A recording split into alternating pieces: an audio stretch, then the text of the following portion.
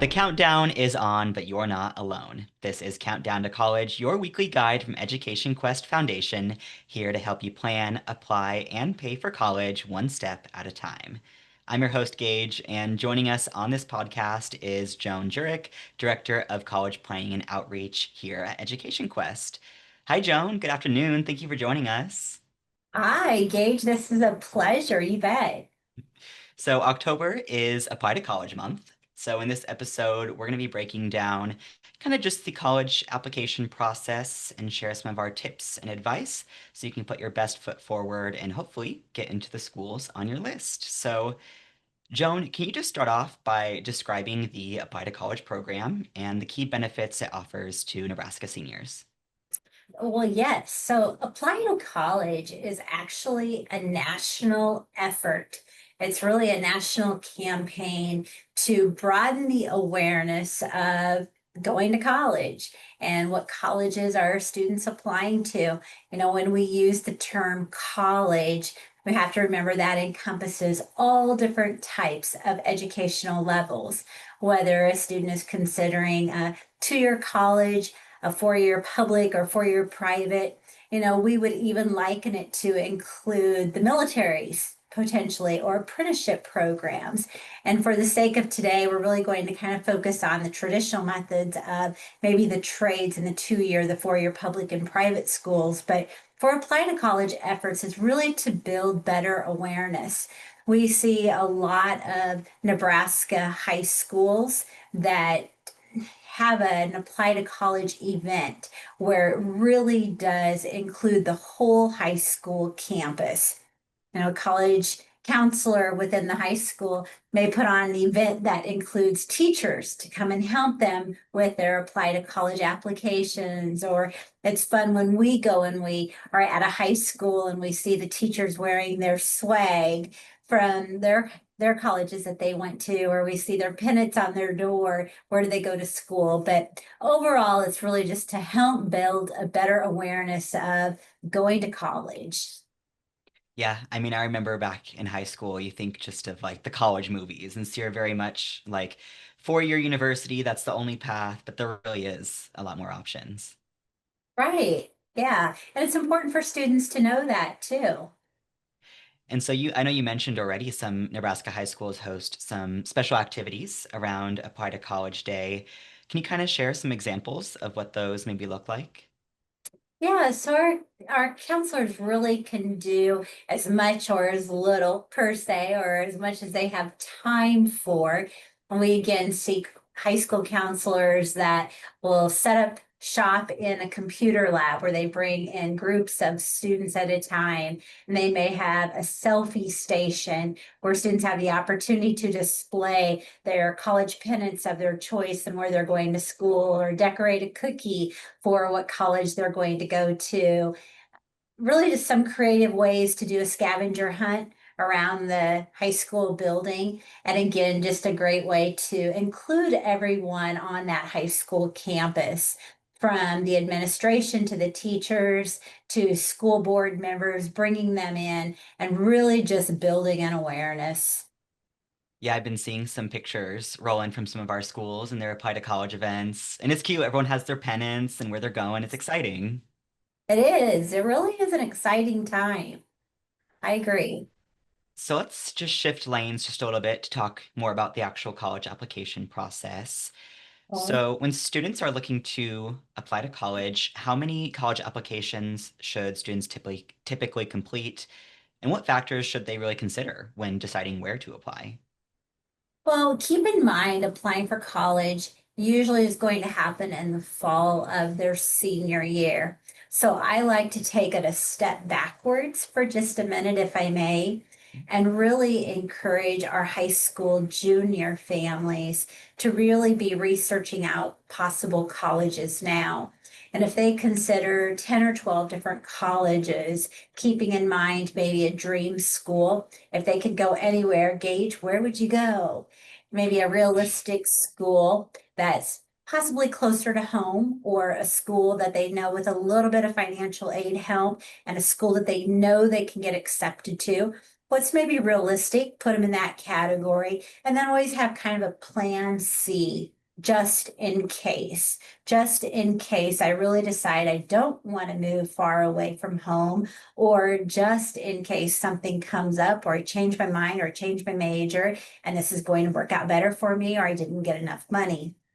But if they're really researching out maybe 10 or 12 different schools in that junior year, that brings us around to senior year when I like to encourage personally, maybe narrowing that down to half and applying to potentially 5 or 6 schools. Again, looking at those categories of plan A, B, and C and where the colleges fall.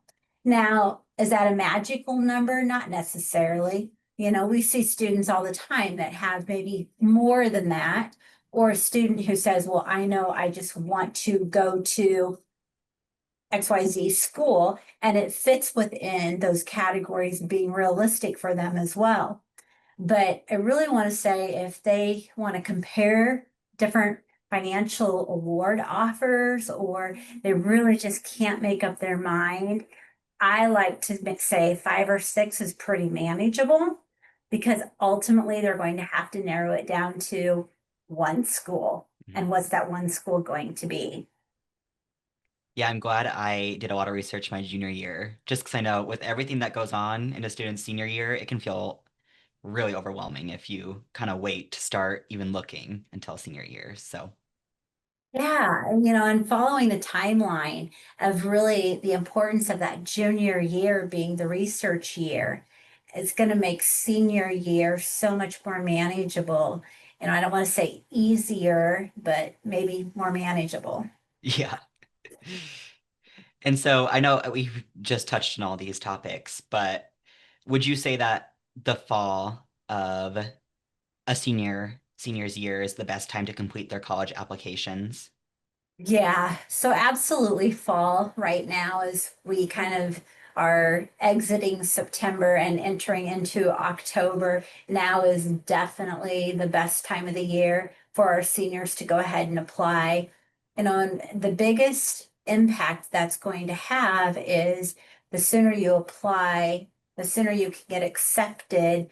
And then with the FAFSA form being open, and ready for students to apply and send that to their schools. The colleges are not going to review a student for an award offer until they've been accepted for admission to their school. So, it all really fits together very timely for a student if they're following the timeline of applying and getting accepted so they can get those award offers, make a decision, attend orientation, get registered, everything just all kind of falls in place. But definitely, don't stress out about figuring out where you're going to go at this point. It does all fall into place, but staying on top of that timeline is very important. Yeah. I know it depends on college too, but when's generally like the deadline for most college applications? For college admission application, it really depends upon what kind of application they are applying for.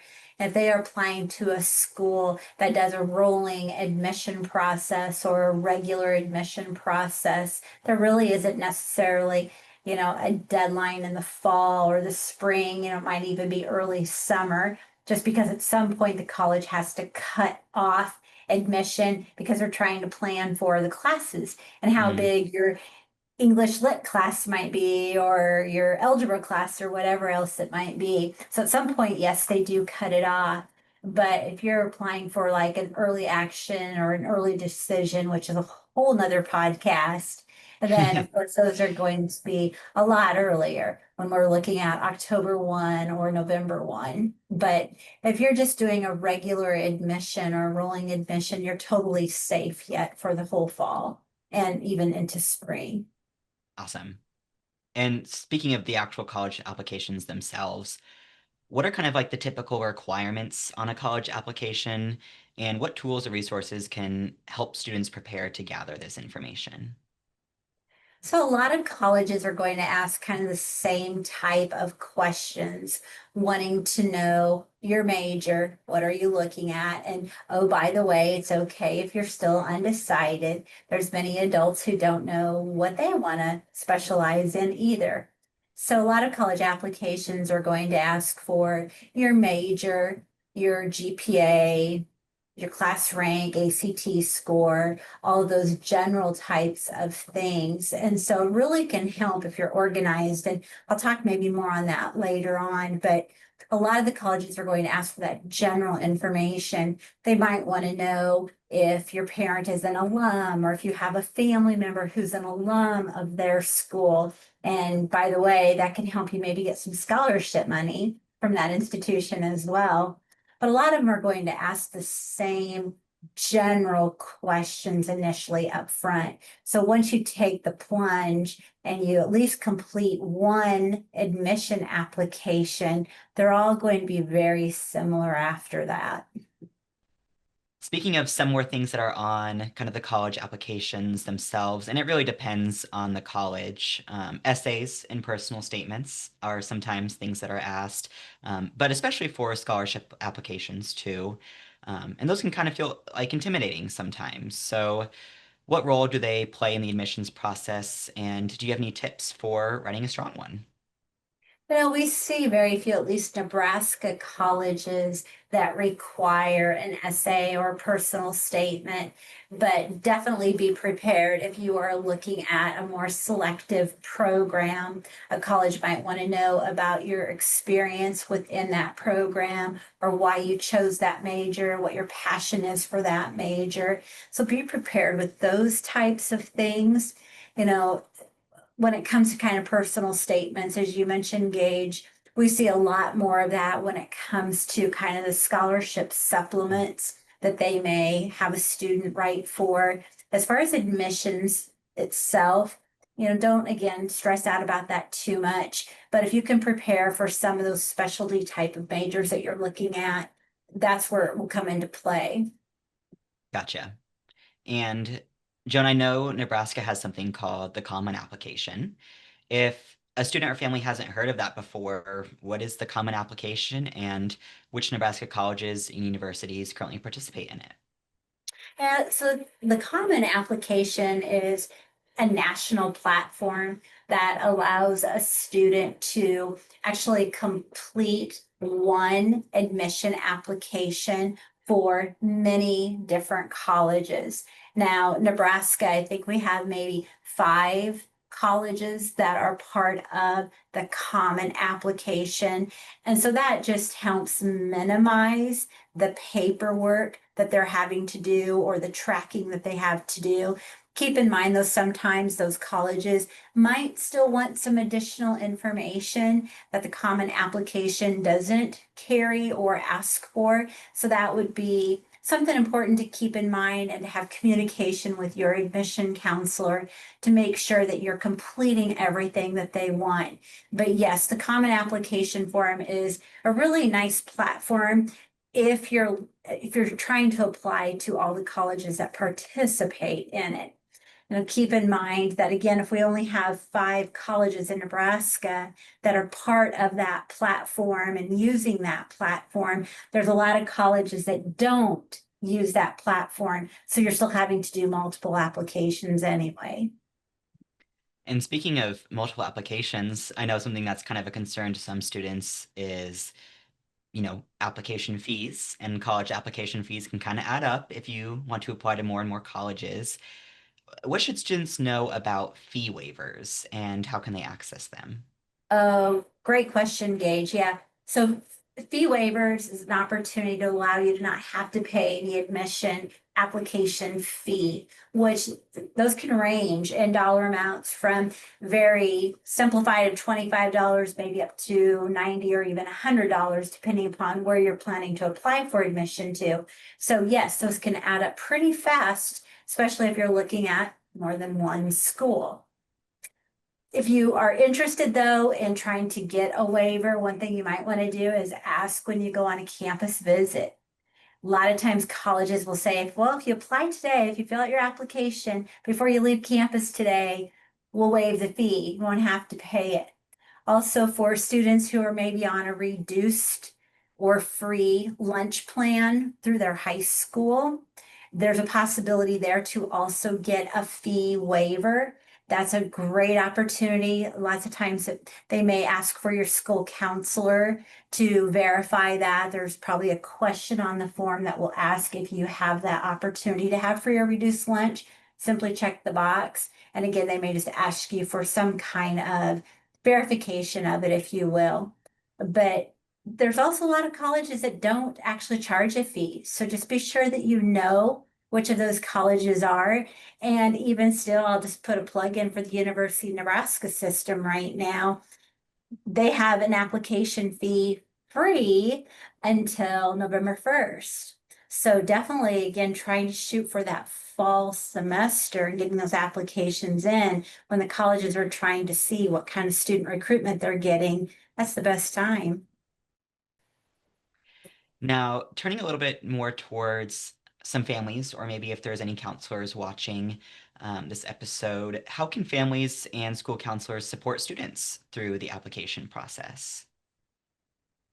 I really say just to kind of check in with the students as much as possible and see if they need any additional help or they need any additional information to complete their application.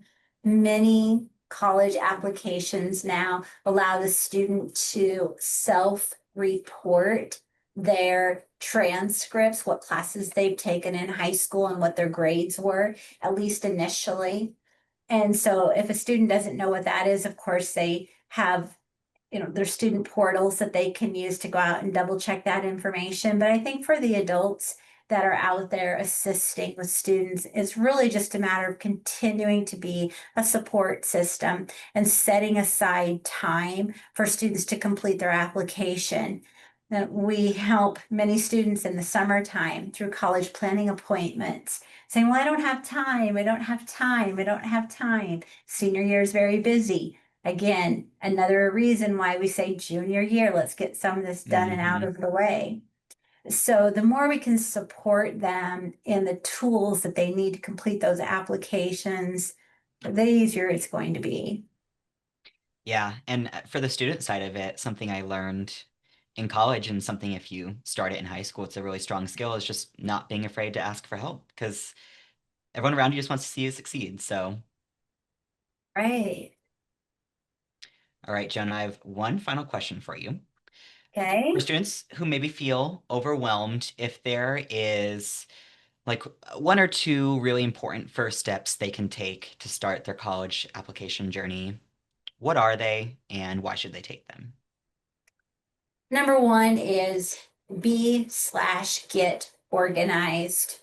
I'm old school myself as far as setting up my 3-ring binder, and my 3 daughters can tell you as far as going through this process several times. Being organized is really the key factor here. And those 3-ring binders or folders or accordion file folders, something that's tangible that you can see and feel and know that you're organized is the way I prefer it.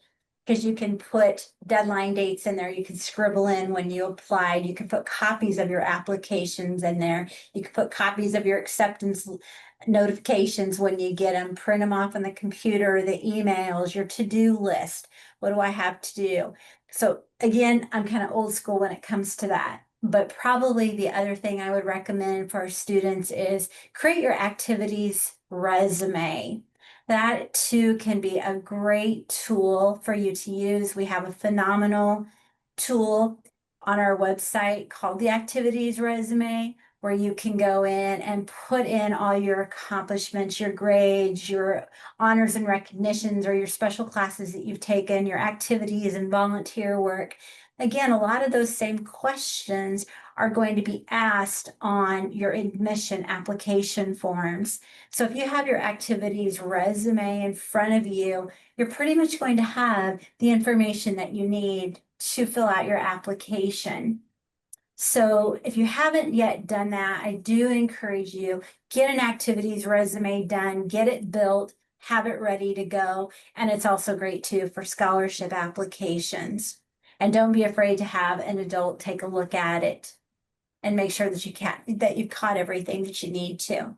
So being organized is really the key component. And again, being old school, I like to be able to really see it. Those of you that are living and love the electronic world, again, be organized. Keep those emails so you're not having to float through them. And where did that go? Where did that go? Or I know I got it. You know, keep that information all together. You're going to have accounts that you have to create for each of those colleges. Again, we're talking about keeping it manageable because ultimately you're going to narrow it down. Keep all those passwords and those accounts that you have to set up. When you get accepted for admission, the colleges are going to have you create a student portal, yet another username and another password that you have to keep track of. The more colleges that you're applying to, the more usernames and passwords you're going to have. Keep yourself organized, whether it's electronically or in paper. So that'd be kind of my final recommendation.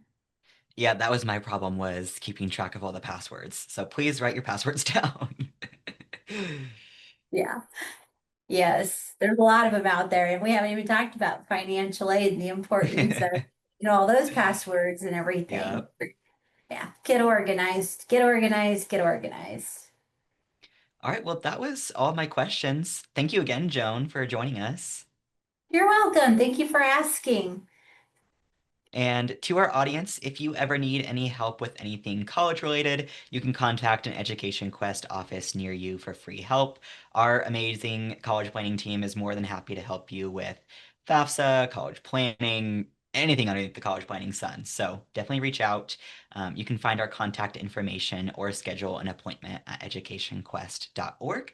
While you are there, you can also sign up for the weekly Countdown to College email that's filled with college tips and tricks. That sign up is, again, just at the bottom of our homepage on educationquest.org. Finally, help us get this message out to as many students and families as possible by subscribing to this podcast on your favorite platform and hitting the like button on this episode. Thank you for watching and listening, and we will see you next week.